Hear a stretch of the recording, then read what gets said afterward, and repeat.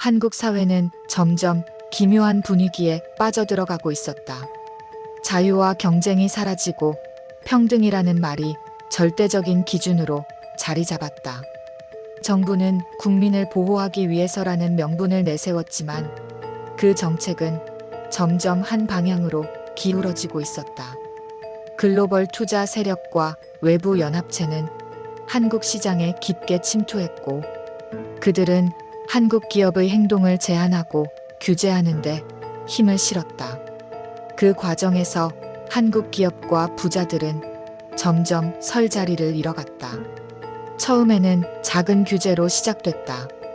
기업의 자본 이동을 감시한다는 법안, 대기업의 투자를 제한하는 조항, 그리고 부자들의 자산을 공공이라는 이름으로 다시 분배하려는 정책.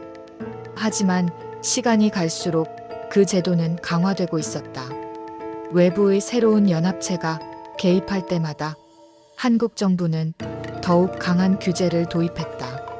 마치 한국 내부보다 외부의 평가를 더 중요하게 여기는 것처럼 보였다. 한국 기업의 경영자들은 불안에 떨었다. 그들은 성장을 위해 노력했고 세계 시장에서 경쟁하기 위해 위험을 감수해왔다. 하지만 이제는 그 노력들이 죄가 된 것처럼 취급되었다. 그들에겐 성공과 성취가 아니라 특혜와 불평등이라는 낙인이 찍혔다. 평등이라는 단어는 점점 새로운 의미로 변해갔다. 그것은 모두를 위해서가 아니라 특정 세력에게만 유리한 방식으로 사용되고 있었다. 외부 연합체는 한국의 기업 구조를 계속 비판했다. 경쟁은 나쁜 것이라고 했고 효율보다는 통제를 강조했다. 그러자 정부는 그들의 의견에 맞춰 새로운 제도를 도입했다. 기업의 자율성은 점점 사라졌고 창업은 더 어려워졌다. 부자와 기업은 한국 사회의 적으로 취급되었다. 그리고 그들 중 다수는 결국 한국을 떠나기로 결정했다.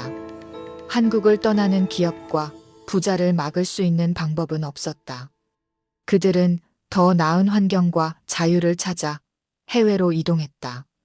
처음에는 일부만 떠났지만 시간이 흐를수록 그 속도는 빨라졌다.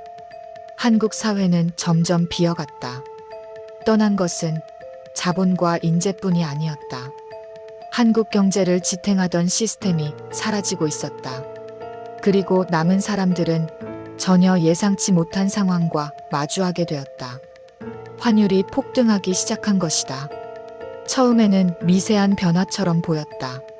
하지만 한국 내부의 자본이 점점 빠져나가자 통화 가치는 빠른 속도로 떨어졌다.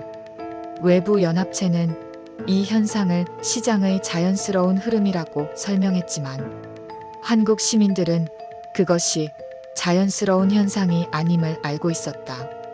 기업이 떠나면 일자리가 사라지고 일자리가 사라지면 소비가 줄어들고 소비가 줄어들면 경제가 무너진다는 것을 누구나 알고 있었다. 환율이 폭등하자 물가는 눈먼 듯 치솟았다. 일상적인 물건들의 가격이 2배, 3배가 되어 사람들은 자신의 지갑을 관리할 수 없게 되었다. 외부 세력은 여전히 한국 경제에 관여하고 있었고 그들은 한국이 위기 상황을 극복하려면 더 강한 통제가 필요하다고 주장했다. 하지만 현실은 정반대였다. 국민들은 통제가 아니라 자유를 원했다. 자신들의 삶을 스스로 지켜낼 권리를 원했다. 남은 국민들은 점점 두 갈래로 나뉘었다.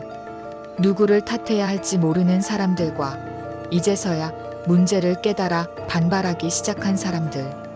환율은 끝없이 오르고 있었고 경제는 더 이상 예전의 모습을 유지하지 못했다.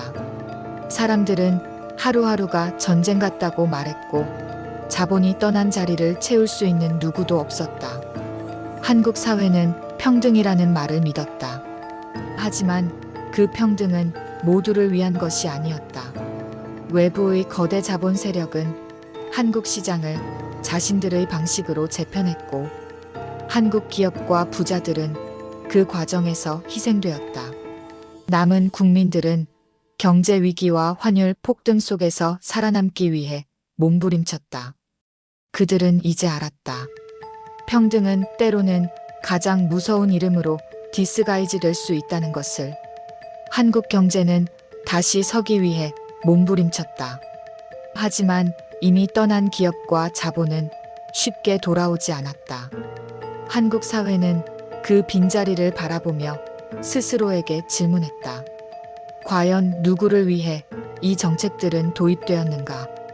기업과 부자가 떠난 이 땅에서 누구도 자유롭지 않다는 사실을 알게 되었기 때문이다.